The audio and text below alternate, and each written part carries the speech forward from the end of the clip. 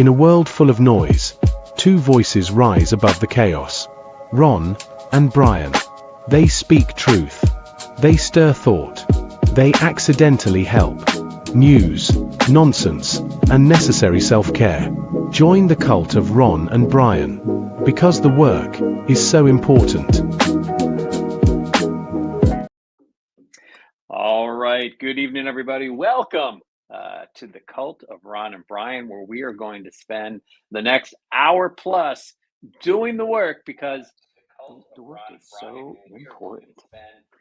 It's so important. So very important. Brian, my friend. So important, Ron. How the hell are you this evening? I'm doing great. This is a rare Monday night episode. For those who are not watching live, who watch the show, later on in the week, it's very important to watch it live. Ron, you have extolled the virtues so many times on the importance of accepting this information into your mind, into your brain as it is being emitted from you. That on a time scale, what was the term for in the Marvel world where there was a time lapse and there was a time something? So like the timelines. Timeline. That's the word I was thinking of. Timeline. I didn't think And it what was was that that tough a TV word, show? sorry. What was that TV show? Loki. Loki, that was it. Oh, that show got really weird to me. But it's important, and you've said so many times, it's so important that when you are giving a lesson, your teaching is being shared. It's for the now. It's not for the later, it's for the now. So it's important that people are watching live. But for those who are not, obviously get better people, follow our social media accounts, join the Patreon, all changes. We're doing the show Monday night. It's a rare Monday. We've been doing Sundays for the past, I think, 248 episodes solidly. We broke our streak this week by not being able to do the show on a Sunday night. We're doing it Monday night. So the vibe is a little different. I'm feeling a little rambunctious. So we're going to see how the episode plays out. It could get sketchy here, people. It's all about being present, being in the now, and being open to do the work, Brian. Are you open to do the work, Brian? I'm writing down. I'm writing this down. So it's You're writing present. this down. That's how ready you are. Yes. All right. I'm in the now. I'm in the now. Have you ever read The Power of Now? I haven't, no. Eckhart Tolle, I believe is the name. I've tried countless times to read that book. Never gets past page like 6. The language in there, I know they use English words, but the sentences in the order the structure throws you off a little bit. I cannot grasp it. I get lost. I go back on my phone and I forget about that book altogether. All right. Well, let's start the work tonight, Brian, as we always do, with Drink of the Week. Na zdrowie. Salud. Drink of the Week. Proszę. Prost. Drink of the Week. Drink of the Week. Drink of the Week. Drink of the Week. Brian, what are you drinking this week? Ron, I've been accused of being a little extra.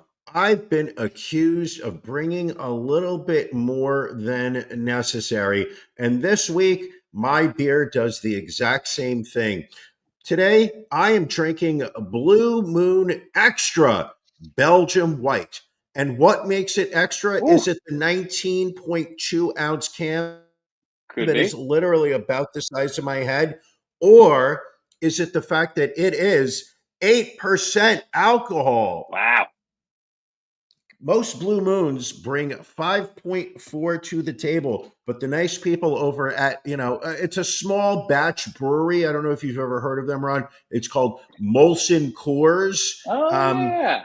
they decided that what they were going to do with Blue Moon was make extra Blue Moon. So this is an 8% ABV beer, so it's gonna hook me up. There you go.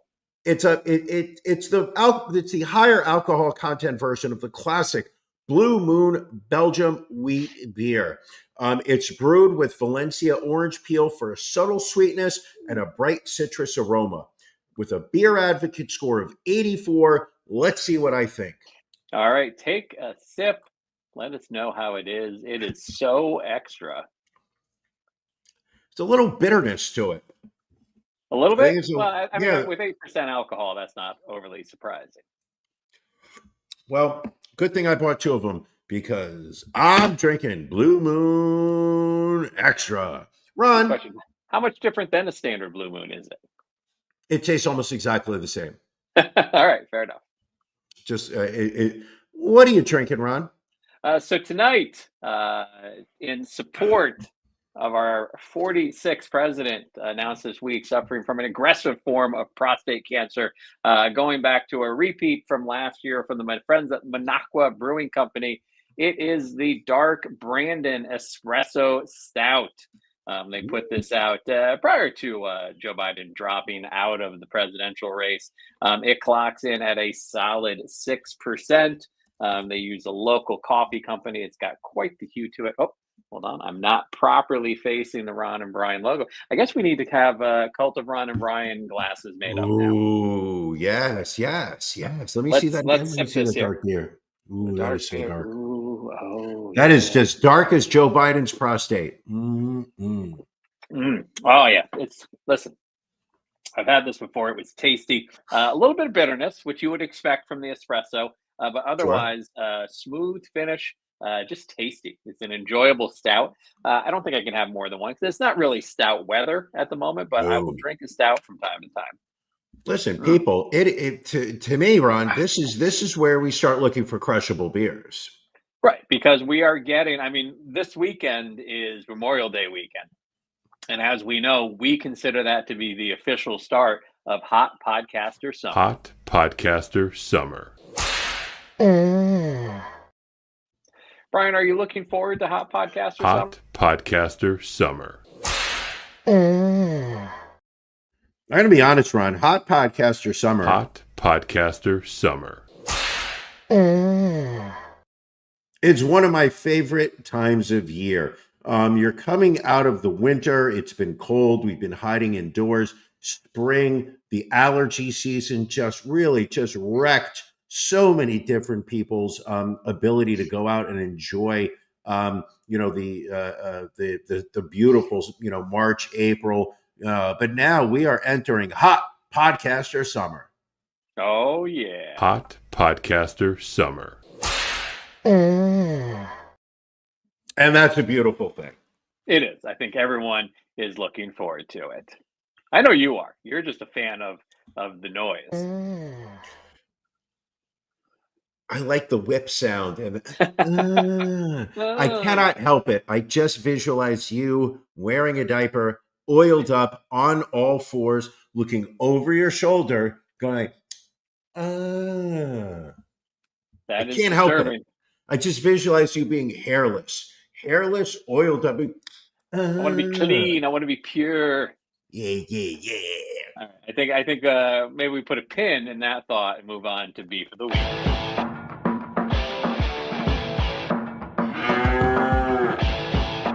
Ron and Brian's Beef of the Week.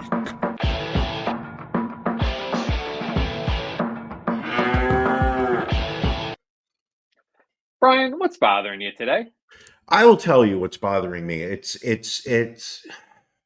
I don't like yelling. I don't like the fact that my beef of the week is our fans, specifically our Patreon members, with the exception of Janelle.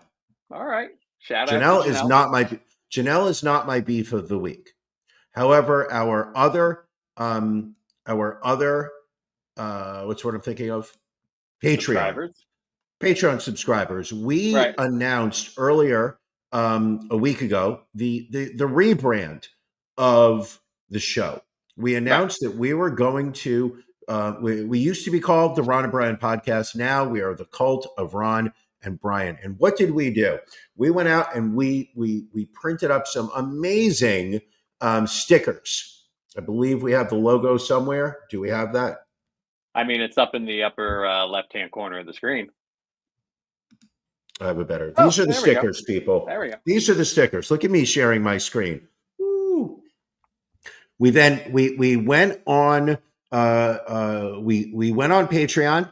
We sent out an email to all of our Patreons to say we have brand new stickers. We are selling them in our web store for $1 a piece. $1 a piece. It doesn't get cheaper than that, Ron.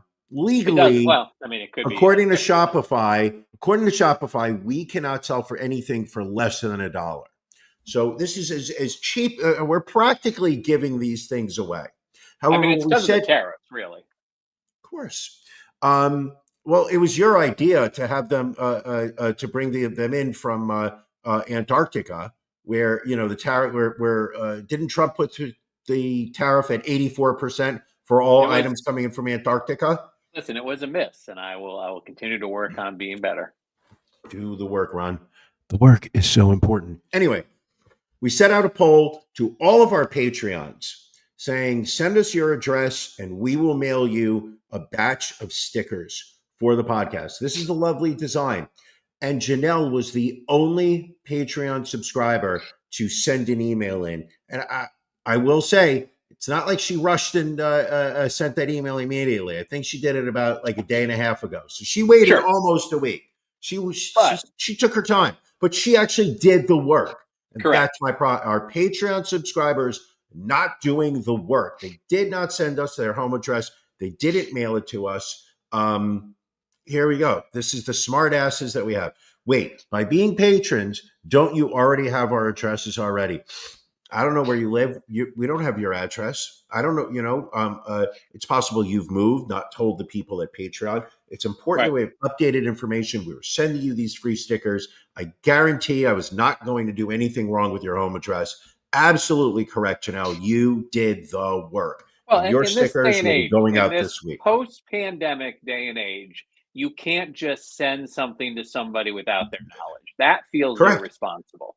So that's why we didn't want to violate your mailbox by stuffing something in there that you may not have wanted. We wanted you to welcome us in to your box. And only Janelle has welcomed us to her box up to this point. Yes, of course. Everyone has kept their box very close to us, which is hurtful. It's hurtful. So my beef of the week is our patron subscribers not doing the work.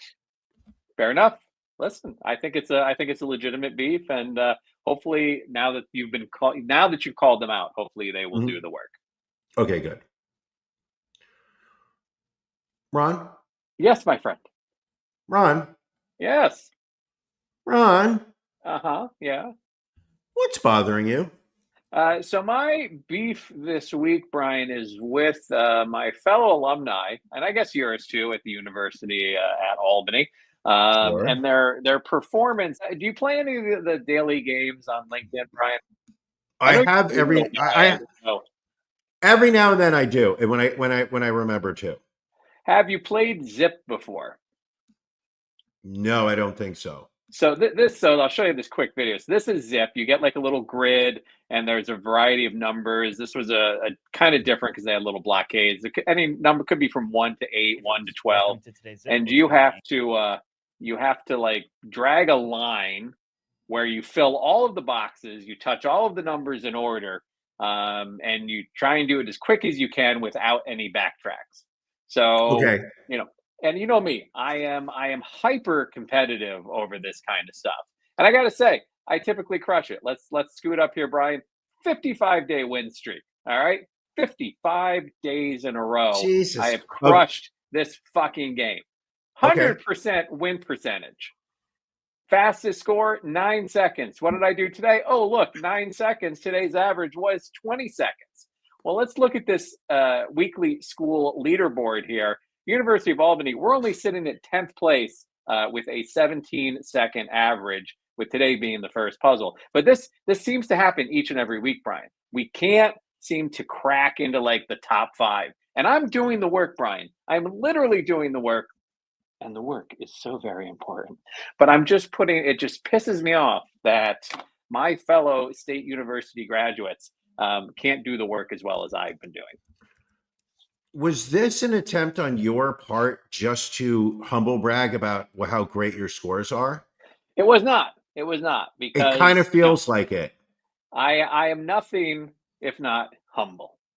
But You- I call out people. Listen, you called out people for not emailing for the stickers. I'm calling out my fellow alumni for not playing the game as hard as I feel that they should Okay. play it. You know what? Maybe I will try and play the game tomorrow. All right. I mean, do you even have your school listed on LinkedIn? Yeah, of course I do. All right. Just checking. I mean, isn't that how you and I reconnected?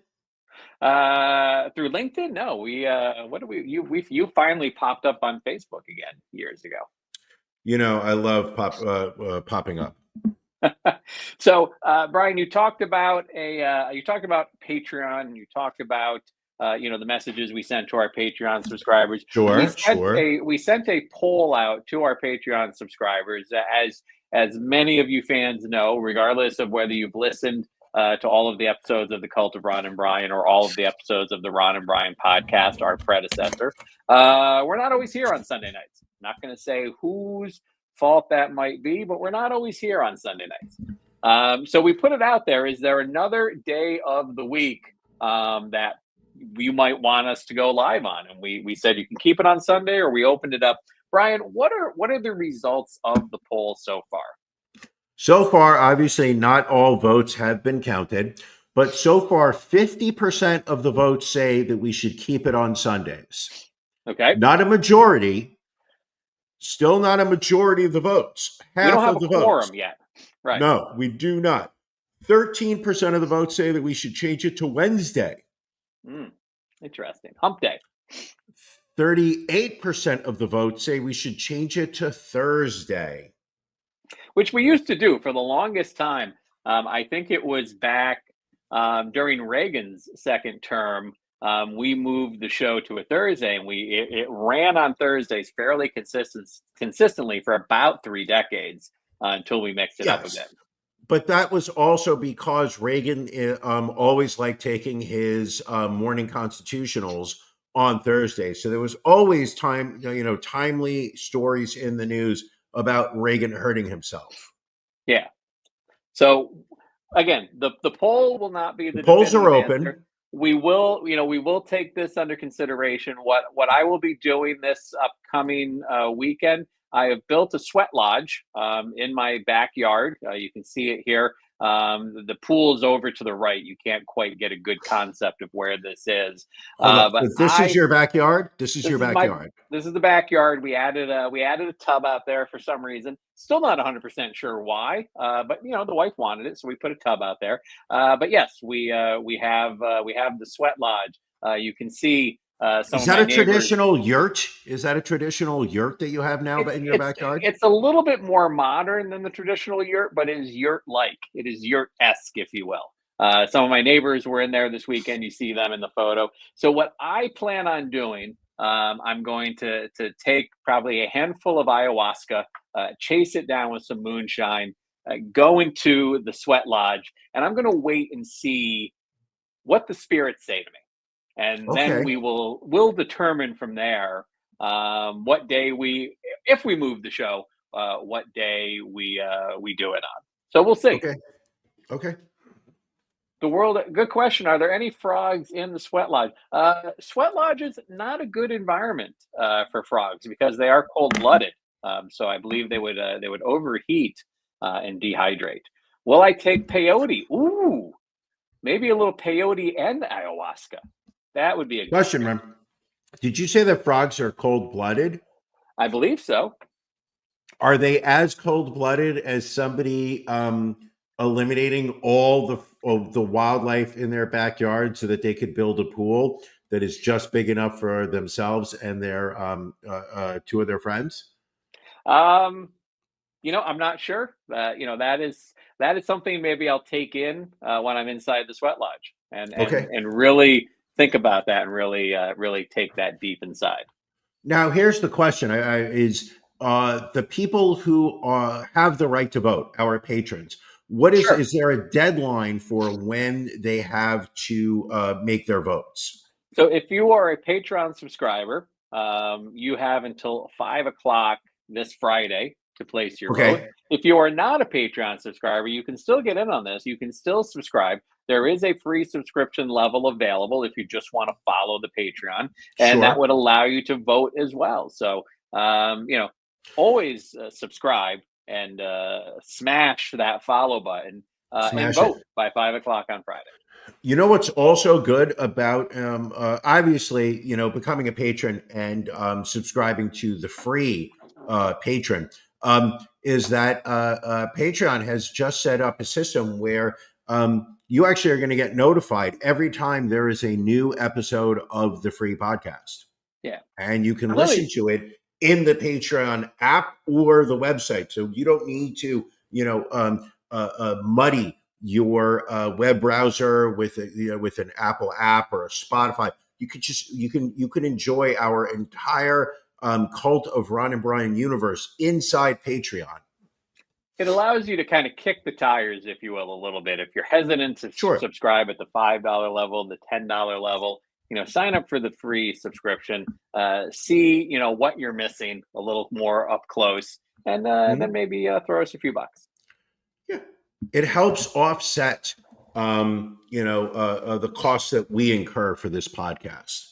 Yes. It's just a nice way of saying, hey, listen, how can I help out? Everybody, that works at Starbucks is asking for tips. The people at the concession stand at Yankee Stadium ask for tips. Ron and Brian, you guys don't ask for tips. I want to give you a tip. How do you do it? You join our Patreon as little as $5 a month.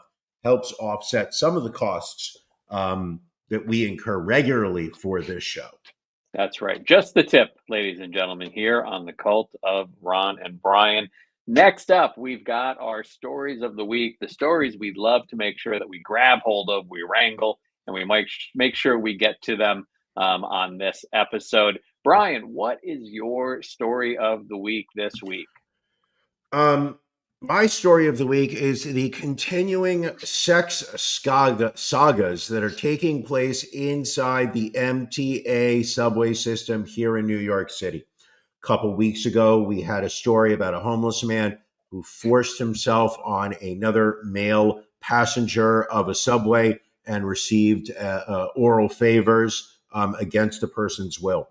2 weeks before that was a man who was arrested for sexually assaulting a corpse on the New York City subways. The subway systems are wild, but sometimes I'm going to say, sexual activities take place that are mutually consensual. Sure. And even then, the MTA decides to get in and make it a crime. Got to ruin everybody's good time. My story of the week is a MTA worker who, just the headline. I'm going to start off with the headline. MTA cleaner arrested for rubbing woman's foot while masturbating on Queen subway platform. I'm sorry, is that wrong? I thought this was America. I thought this was America. I love Randy Marsh. An MTA cleaner was arrested for paying a woman $20 so he could rub her feet while he pleasured himself on a Queens subway platform. NYPD transit officers riding on an E train, E for erection, which was running along the R line, R for retarded at the time, saw a man and a woman engaged in a lewd act on a bench on the platform at the Woodhaven Boulevard stop about 3:10 a.m. on Monday. Ron, do you want to know where the Woodhaven Boulevard train stop was in relation to where I lived? How close? It was about 2 subway stops away. I literally went through that train station almost practically 5-6 times a week. Christopher Mendoza. See, here they're actually naming names. They're naming names. 39. Christopher Mendoza was allegedly rubbing the woman's foot with one hand while he masturbated with the other while on duty. He told police he had given the woman $20 for her cooperation. Mendoza was charged with public lewdness and given a desk appearance ticket. The suspect has been employed as a station cleaner for 2 years and 9 months. He has now been removed from service pending disciplinary proceedings. I'm sorry. I know I'm supposed to say that he's done wrong, but it is so difficult to clean the New York City subway system. Here's somebody he was just taking a little break. I can understand you want to give him a little disciplinary hearing, maybe send them to HR for somebody to be like, listen, Christopher, you got to work when you're on the clock. You want to take a break when you're punching out because you're going to, you got to leave. But somebody needs to clean these subway systems. And this man, he wasn't even doing this forcefully. He offered the woman compensation, a dollar number that she agreed to. I'm assuming he lowballed her. She went higher. They agreed upon a number. $20 seems pretty fair. And it sounds like he never finished. So I feel like he's getting the short end of the stick here. And this one's bothering me. But I do have to say, it sounds like the New York City subways are wild after midnight. Listen, this is what happens when you moved out of New York City. You're not riding the subway as often as you used to. And it just seems like, decorum has gone by the wayside. But to your point, victimless crime, I would call it. Sure. Ron, does anything like this happen in SEPTA? No. Not that I'm aware of. No. You know why? Because Philly can't roll the way New York does. They don't have the balls. Everyone's too worried about the hoogies. The hoogies, the wood ice. Ron, what's your story of the week? What are you bringing? So my story, Brian, we're going to go down to Charlotte, North Carolina, where a dispute over overcooked biscuits resulted in a shooting at a North Carolina Popeyes, leaving one employee injured and another facing charges. Apparently, a Popeyes manager shot his coworker following an argument over overcooked biscuits. They said a customer witnessed the altercation, which started with a physical fight outside the restaurant before a gun was pulled. The coworker was shot twice and rushed to the hospital, where they underwent emergency surgery. The 22-year-old manager was arrested and charged with first-degree murder. That's a lot for biscuits. Now, had it been those strawberry biscuits that they used to serve there at Popeyes, all right, that's worth a shooting because those things were delicious. But they had to take those off the menu. Why? What were they? I've had regular biscuits at Popeyes. Right. What were the strawberry ones? So it was literally like a strawberry flavored biscuit with icing on top.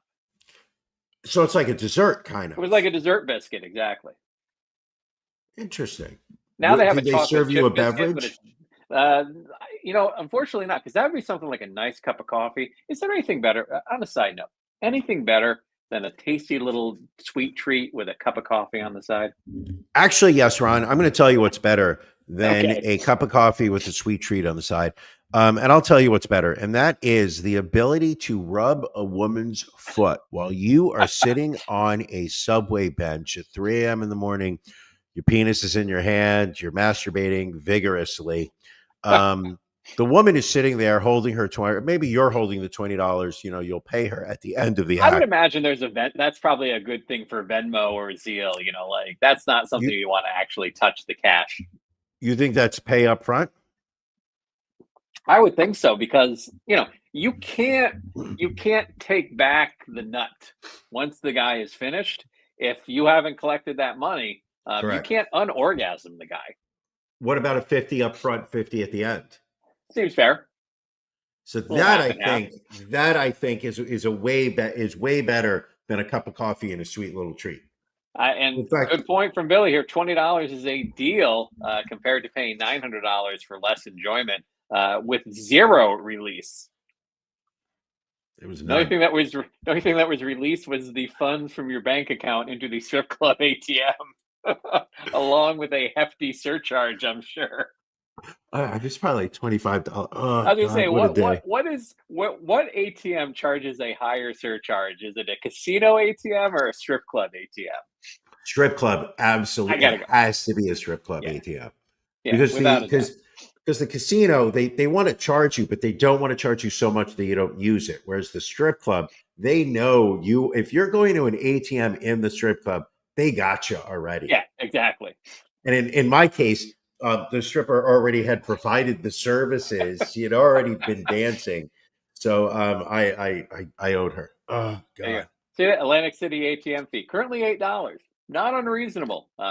Because you know what you're going to do? You're going to take that money out of the ATM. You're going to triple it, and then you're going to triple it again. You're just going to hit like 5 wins in a row, and you're going to be like, "Oh, that sure. $8 I paid to get my money out, that just feels like nothing now." Because what you're going to do is you're going to take that, the $100 that you paid Right. $108 for.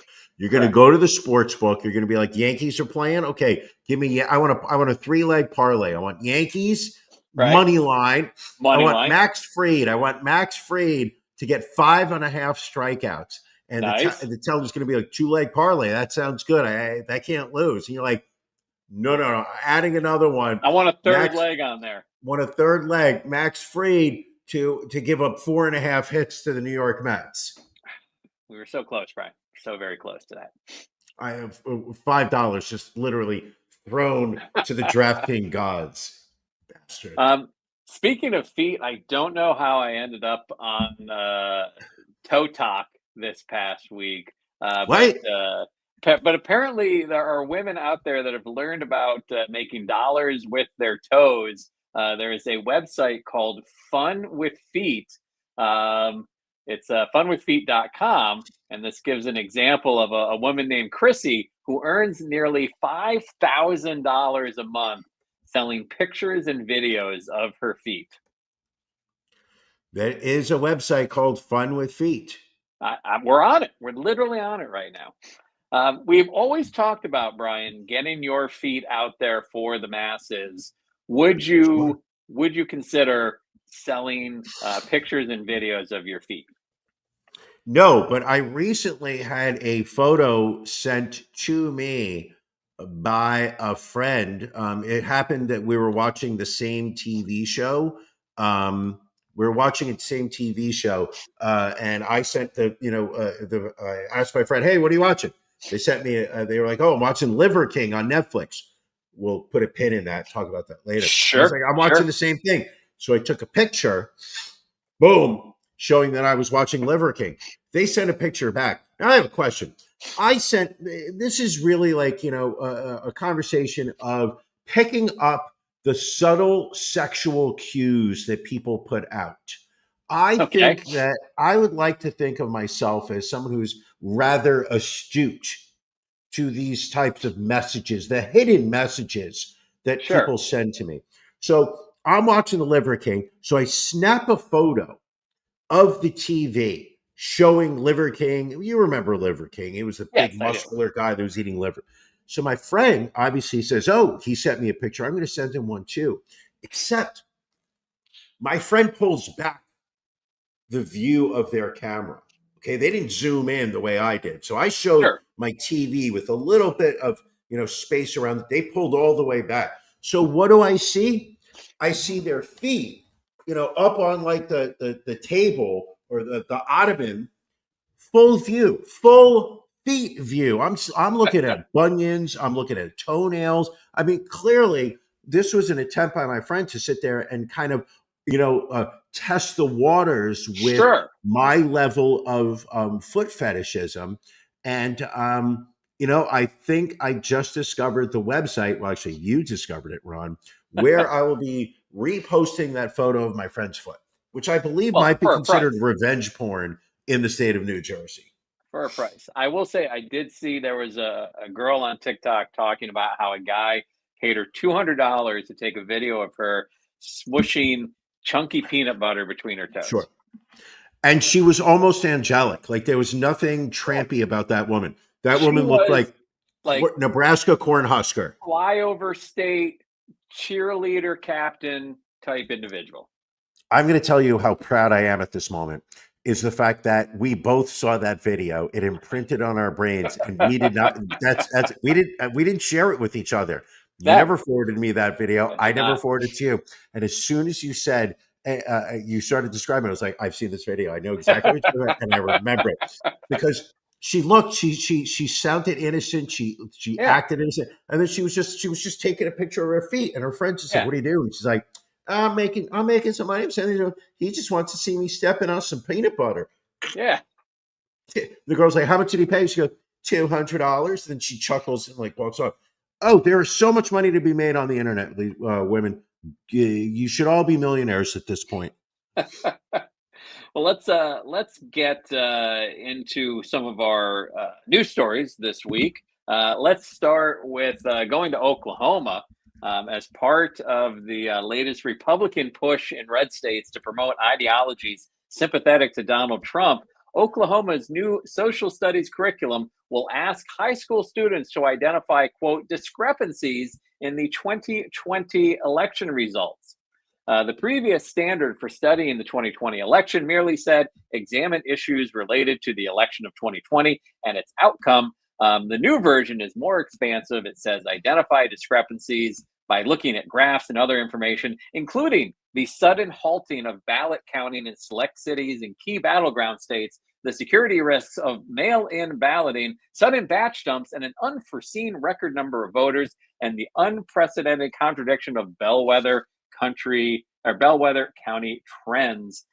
This comes at the request of Ryan Walters, the state school superintendent, who has publicly voiced his support for Donald Trump. So, Brian, this leads to the obvious question. Where do you think Oklahoma ranks in the United States in education? 43. Not low enough, Brian. According to U.S. News and World Report, Oklahoma is 49th out of 50 states in education, reflecting poor performance in standardized test scores, graduation rates, and higher education outcomes, such as college completion and student debt levels. WalletHub's 2024 analysis places Oklahoma at 50th, and the Ann E. Casey Foundation's 2024 Kids Count ranks Oklahoma also as 49th in education. So clearly, Ron, this is something that's needed in the Oklahoma state schools. Ron, it is very obvious that these agencies and organizations that are putting out these rankings, these are woke DEI think tanks that are really just liberal, coastal, college-educated, coastal elites who are going to sit there and just spew this narrative that, you know, the heartland of America is undereducated, and that is just a lie. You walk any street in the great state of Oklahoma and you ask anybody, what did Jesus die for? And I'm going to tell you something. Everybody is going to be able to tell you that Jesus died for your sins. He died for your sins. Whole again. Damn right. I reckon I'm going to kill you with this ring blade. I like me a whole mess of them French fried potatoes. I feel like I need to watch Sling Blade again. I will say this: never watched it, but Are you serious? It is It was I saw it once, and it was one of those movies where it's just like it's about like this like guy who's a little off, and this little kid that befriends him, and the kid's the only one in his life who has ever treated him whole. Treated him just as a human being, not as like something to be, you know, sympathized for or taken advantage of or to be mocked and whatnot. And the kid's getting beaten up by his mother's girlfriend. So, spoiler alert on a movie that came out 48 years ago, Ron. The movie builds up to, at some point, the boyfriend just beats the crap out of this kid. So I want to say Daniel Day-Lewis, but it's not Daniel Day-Lewis. It's Billy Bob Thornton. It's the oil man, Landman. Yeah. Landman comes out. So Landman's like he just builds up like the tension in like the last half hour, and he's just like, I'm gonna go kill this guy. What number do I dial for 911? Like, and you just like it's just slow, and you're like, what's gonna happen with that? Yeah, he kills the guy. Right. But it's Spoiler pretty alert. fun. Spoiler. Oh yeah, spoiler alert for people who have not seen a movie that's considered an American classic for 40 years. Well, I guess that leads to just a very natural follow-up question, Brian. What are you watching? Oh, listen, it was a weird week, Ron. It was a weird week. There's times where like I will be able to say like I watch like a 1 hour show.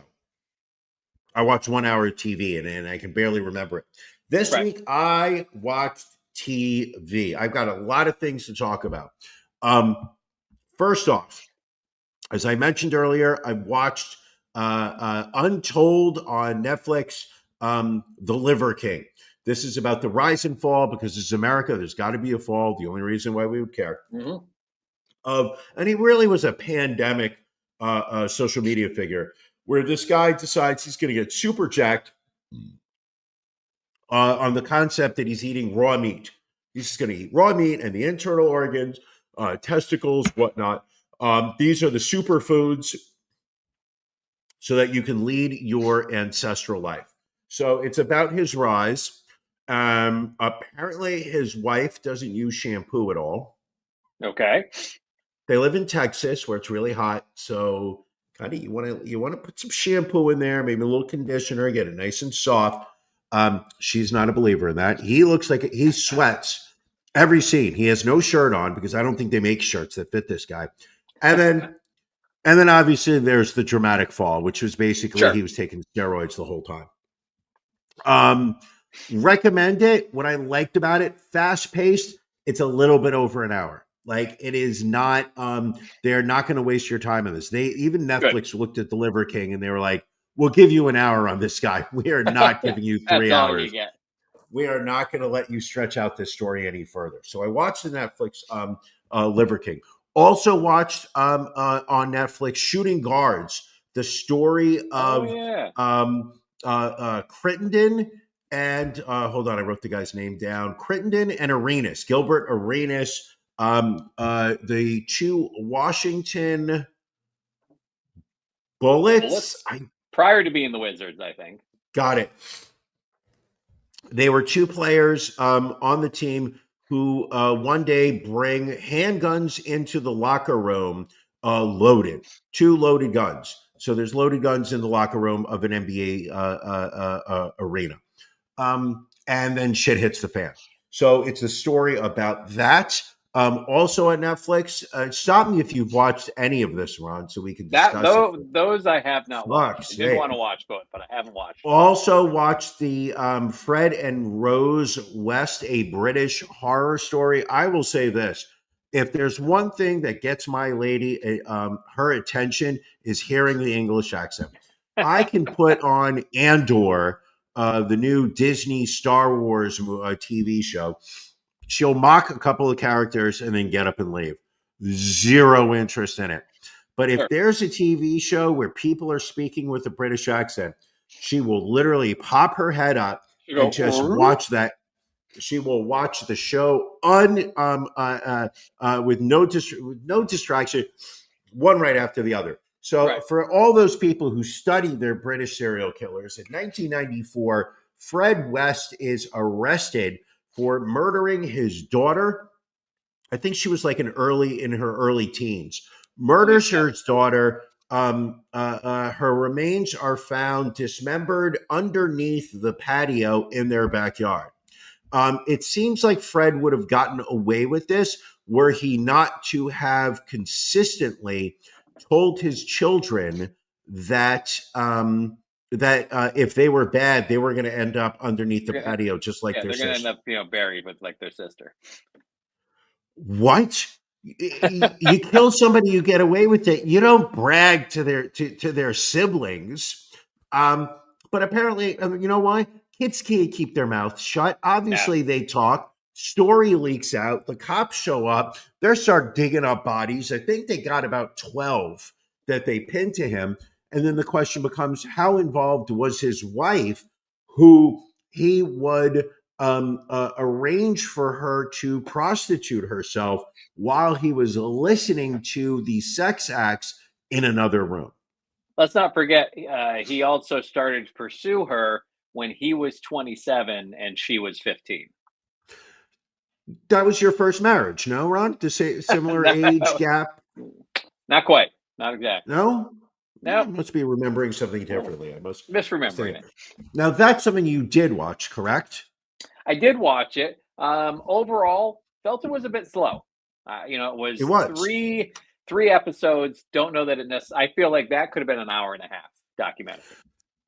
It's the same thing. The Lizard King they gave an hour to. This guy, they gave 3. I feel like there was just the same amount of meat. And no pun intended, I guess. Thank you. Now, one thing I will say, so I was speaking with moderator Marty Jardy about it because she has watched another documentary about it. And one thing that I didn't realize was the brutality of the abuse and the murders. Like they talk about, he's killed these women, he cuts up their bodies, he buries them. But apparently, there were some of these women that he would hog tie, he would bound, he would wrap duct tape around their head and just stick a straw into their mouth so they could breathe. There was a level of just blatant torture that was going on in a lot of these situations that they kind of brush over. And what was annoying to me about some of these episodes was, they're talking to these journalists and they're talking to these police officers, and it seemed like a lot of the stories were, less about Fred and Rose and more about, to be a good journalist, this is how you need to cover this kind of story. To be a good investigator, these are the things. I don't give a shit about how you wrote your news articles. Give me the meat, as you would say, about this story. Okay, well, first off, because they're British, they probably don't want to sensationalize the story as Americans. That's exactly what we want. I want to hear about the torture and how these women died. While also at the same time, Fred West committed suicide probably about 20 years ago in prison. Yeah. Rose is not giving interviews. So the truth of the matter is, prison?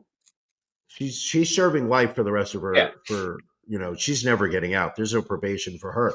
So the truth of the matter is, Ron, is that they can't interview the bad people. They barely got an interview with one of the children. So it wasn't like they had much first person stories to talk about. Right. Not a lot of firsthand information, to your point. But that was, I thought it was fun. I thought it was a good show. What else did you watch, Brian? Also, I started watching, much to my woman's celebration. Mrs. Bryan is utterly thrilled at me watching the new season of Andor on Disney, Disney Plus, that is. I did not realize that Disney came out with season 2 of Andor. I remember almost none of season 1. And Andor is the prequel for Rogue One. Got it. If you remember, this is the fighter pilot that gets involved in delivering the Death Star plans? The Death Star plans. So this is the story of him getting called into the rebellion. This is season 2. It's a little slow. The lady's not enjoying it. Is this the season where the pilot gets a drinking problem and starts doing color commentary for a local minor league baseball team? No, that's Rockmeyer. We still haven't watched that one. Yeah, no, we have not seen that. It's on my list. It's on my list of things. Ron, I've hogged this bit. What are you watching? Well, as I mentioned, I did watch the Rose, the Fred and Rose West documentary. Watched this documentary that came out in 2023 called Last Stop Larrimah. Have you seen this before? No. So it is. It's based in Larrimah, which is in the Northern Territory of Australia. It is a very small town. Literally 11 residents in this town in the middle of nowhere in Northern Territories. And it is about one of the 11 residents goes missing one day and is assumed murdered. Something nefarious happened. And so it is the telling of that story. And everyone in the town is a character. The only reason this documentary got made is because everybody has just a weird personality. You've got a woman who, makes meat pies as her for a living. You've got, you've Right. got people that like run a pub, and a pub's open 20. Like it's very like, and you never really get an answer. You get somewhat of an answer, but just interesting because seeing these people living in the middle of nowhere in Australia, and they all hate each other for one reason or another. Like you would think 11 people living in this small town where they're literally 200 kilometers from like the next major city, there Sure. would be some part of them getting along. But it was just interesting. It ran a little long. It's about 2 hours. I think they probably could Okay. have shaved about 20 minutes off of it, but just interesting. I would recommend you check it out. Okay. I don't What think. Oh, else? watched Tom Segura's new show, Bad Thoughts. Yes. Um, How much of it did so you watch, if I may ask? got through all of it. I will say, watched the first episode, and I was excited. First Yes. episode, hilarious. And then you get into the second episode, and it's like, all right, It not got great. weird. It got It weird, gets very weird. Yeah, it but gets not very in a weird. good way. Not in a good way. Really, Yeah, I didn't think. Well, I tuned out in the second episode I will say, when he third when he episode gets. when he creates this country singer who's kidnapping people. I tapped out. It just seemed too strange to me. That's it, and I was surprised to hear that you had never heard about Tom Segura's background with Garth Brooks, which I think is what led to that particular bit. What Is is the background that they have? Because I don't know it. so back in, I want to say it was 2018. Back Right. he was doing his podcast back then. That he does with his wife. You called your mom's house. They were Right. talking about Garth Brooks did an announcement of his upcoming stadium tour, and he was doing like these really weird video Facebook posts at the time to kind of promote it. But it was just like the videos were just kind of weird, kind of off kilter, and so Tom Segura just makes this comment like, "Oh, well, he's thinking about all the bodies he's got stacked. He's probably killed 200 to 300 people in his life." And so he just, it was just a one-off. But then people started commenting on Garth Brooks' videos saying, "Where are the bodies?" And so Tom started to like Oh, that's build great. on this and say, we really need to cross-reference missing persons reports with Garth Brooks tour dates and locations. And it literally got to a point where like Garth Brooks has blocked Tom Segura on all social media platforms. Really? Yeah. So I think that's why he wrote. I had no idea about that. Bit. I Yeah. had no idea about that. Okay, now it makes a little bit more sense to me now. A little But bit. I will say yes. Very weird, very over the top, violent for a comedy show at times. When AJ Soprano is defecating between the legs of another man who is sitting on the toilet, you sit there and start to wonder to yourself, am I really saving myself for the best of TV entertainment that Hollywood has to offer? Also, one more last thing. Have you started watching The Rehearsal? I have Nathan not. Fielder on HBO. I have Can not. you do me a favor? All Wait right. until this season is over and Okay. go watch season 1. I don't know if you ever watch Nathan For You. He did about Some of 4 it. seasons of it. Yeah. Some of it just solid. Some of it kind of hit and miss. I was told I'm not allowed to watch that in the house when Mrs. Bryan around, because she said she will lose so much respect for me, the fact that I'm watching it. Because the very first episode, he and obviously he is the bit was he goes and provides great ideas, great marketing ideas for Yeah. different businesses in America. The first one was a poo flavored ice cream. And he actually goes to a lab and gets them to recreate a food additive that is absolutely healthy. There's no feces or feces, like adjacent, but it tastes like poo. and he brings it to the frozen yogurt place, and they start like selling poo flavor, and the look of horror on my lady's face, because this is the type of entertainment that she's not exposed to regularly. She just literally could not believe that I was sitting there laughing my ass off. But the rehearsal is I read a review recently of it, which basically said that it's TV for people with autism. Yeah, because I've seen clips, and I would agree with that. He's so deadpan that you don't know what's serious, what's not serious. There's just fantastical things in the show that you can't believe are real, but you're not sure whether it's a joke or not a joke, when he's serious, when not. So everything is just left up to your own interpretation, but it's so weird. And it's not mainstream comedy, which is why I cannot believe why this is on HBO. But it's become, but with the end of what show was I just watching recently that I was just so Righteous Gemstones. With the end of the Righteous Gemstones, I need another show. The rehearsal is it, and not to just dominate it, but to close out this bit. Friends and Neighbors with John Hamm on Apple TV.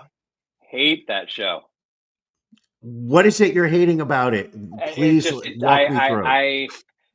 I don't find it entertaining or plausible. Again, I get you need to have a certain leap of faith for certain shows. This is just so far out of the like. All right, I'll tell you what does it for me, and it's kind of the same thing that did it. My only knock against Breaking Bad, right? Sure. Is Walter White would never have lived as long as he did in the show in like real life. Like the cartel would have killed him within like, a week. Sure. So he would have kept outsmarting the cartel is what you're trying to get. Exactly. Okay. And so listen, I'm not a huge John Hamm fan on top of that. But I don't know, he doesn't do much. You didn't fall in love with him during Mad Men? Didn't watch Mad Men. Oh my God. And you want to be my cult leader? You want to be my cult leader and you've never watched Mad Men? Never watched it. Oh my God, my head hurts right now. So I'm going to take control of this bit back from you. Going back to Bad Thoughts, watch episode 1 and then watch episodes 5 and 6. Skip 2, 3, 4. Okay. You'll thank me afterwards. And also, Janelle asking about Poker Face. That is next. I enjoyed season 1 of Poker Face. So what's Poker Face? 2, that is Natasha Lyonne. So she plays a woman who has this like natural ability to tell when people are lying. But they always get a host of like really great guest stars, and it looks like season 2 is no exception. So check it out, Brian. So is she done with Russian Doll? Because that was a show I enjoyed. Yeah, they talked about doing another season of Russian Doll, and I think that was right around the same time as the writer's strike. So I think that was a show that ended up kind of getting killed off because the people's contracts ran out. They didn't bring it back. Got it. Okay. Let's sneak a couple of quick stories in here. We've got a Rhode Island man left crestfallen when a pricey pink President Trump themed watch he purchased for his wife came with a letter missing. We've got a photo of said watch. Instead of Trump, it says rump on there.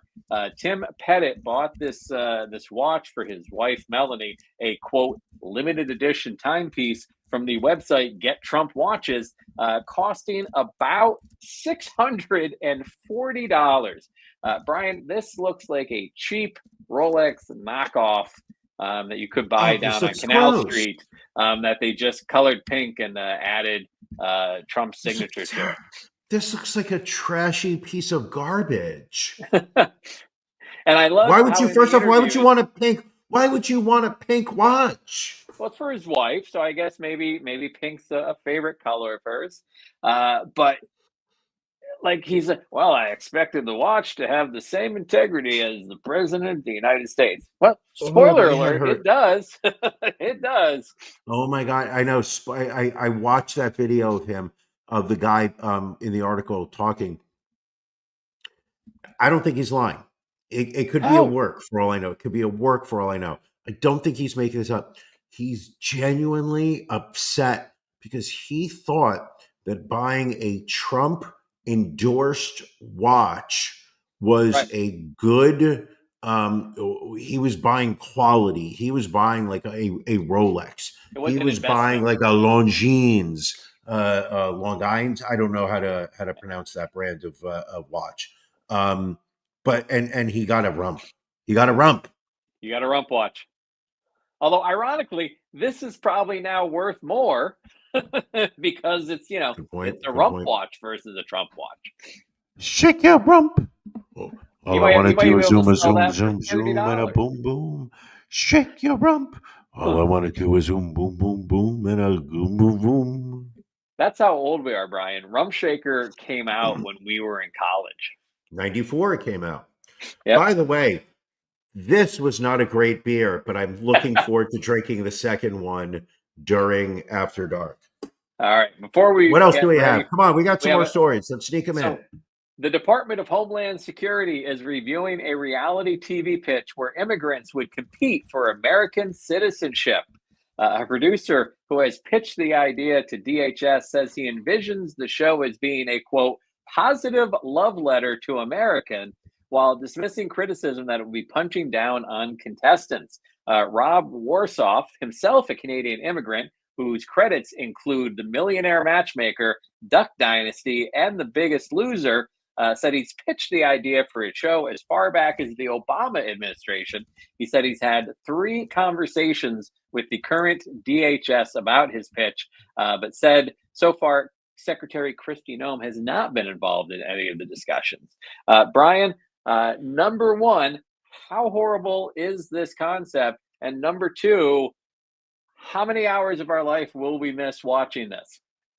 First off, this is on a scale of like 9.5 out of 10 as to how horrible this TV show is. This is 2 degrees away from Richard Dawson doing The Running Man with Arnold Schwarzenegger, where people who have been sentenced to death can fight for their life. This is the same. This is just 2 degrees away from it. And at the same time, Ron, I would watch every single week. What is surprising is, why do we necessarily need a new show? Because they're bringing back American Gladiators. I feel like that's custom made. Well, why not? I mean, there are no original ideas anymore, Brian. So we just have to continuously rehash stuff from the past. But I mean, that just seems natural. If the immigrant can get past Nitro, then they get their green card. I can't argue against that plan. I can't argue against it. So, working title for this show is called The American. A description for the pitch of the show reads, contestants will represent a wide demographic of ages, ethnicities, and talents, will join in the laughter, tears, frustration, and joy, hearing their backstories as we are reminded of how amazing it is to be an American through the eyes of 12 wonderful people who want nothing more than to have what we have and what we often take for granted, the freedom, opportunity, and honor of what it means to be an American. That sounds like it was written by a PR specialist, and that sounds terrible. Just sounds terrible. But we'll be watching. Next up is Natasha. She is playing for her 3 and 5-year-old daughters, currently in a cage down in Louisiana, in the bayou, we call it. They are being made to hand stitch the watch bands for Trump watches, available on a special discount during the show. Use a promo code RUMP for 20% off. Oh. We are every week. This is the thing. This is the thing that is so fucking exhausting to me. We're 4 Sure. months into this administration. Sure. That's all. But can I say 4 something? months. Of I hate course. to say, is that on the flip side of that, and this is actually the way I approach this thing, we have survived 4 months. We had some bad, we had a ridiculous tariff crisis that seems to have been completely manufactured for nothing. He Right. blinked because the markets were turning against him, and business leaders were speaking out against him. They still are. But immediately he starts calling for a 90-day trade agreement with the Czech. He's not a great businessman, people. I feel like I'm preaching to the choir here. Not a good man. But it's like we've already survived 4 months. I know you're going to sit there and be like, we got 42 left. Yeah, we've already knocked 4 down. We're down 4 months. We've already succeeded that. Bring me another month. We're going to succeed that one. We're going to keep succeeding. It's good to see, though, that the Democrats are busy propping somebody up that could potentially run in 2028. And who is that candidate? No one yet. No one. Oh, that's a shame. I Speaking fully of the anticipate Democrats, that yes, if Joe Biden is still alive in 2028, we will see him in the primary. there's somebody right now telling Hillary that she needs to run again. Oh my God, yes. I Without a guarantee doubt. it. There's somebody whispering in her ear that she needs to put together an You got exploratory this. committee. This is your time. Yeah. Do the work. Hillary, you put- did the work. Hillary, put feet photos in your campaign posters. It'll kill. It'll slay, as the kids say. Ew.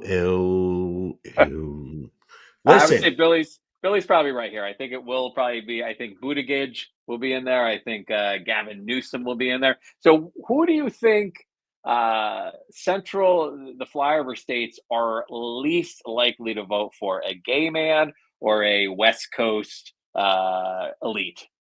gay man. So you think someone in like Oklahoma? Yes. Not that they probably by that point won't be educated enough to be able to sign their name. Would rather vote for Gavin Newsom over Pete Buttigieg. All right. I mean, I can't say that I can argue with you that point. No, can't at all. Can't at all, Ron. 8%. This fucking beer hits. It slaps. Apparently. Slaps, people.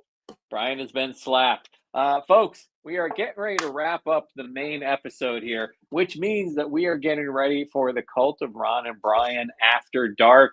That is a special episode we do. We do another half hour at the bottom of this hour. It's the sexy stories that we don't feel comfortable just putting out there. We realize that there are children watching this show at times. Listen, children can be part of the cult as well. They can drink the Kool-Aid. Actually, fun fact, Brian, Jonestown Massacre wasn't Kool-Aid, it was Flavor Aid. Oh, I didn't know that. And they did not mix the poison in the Flavor Aid.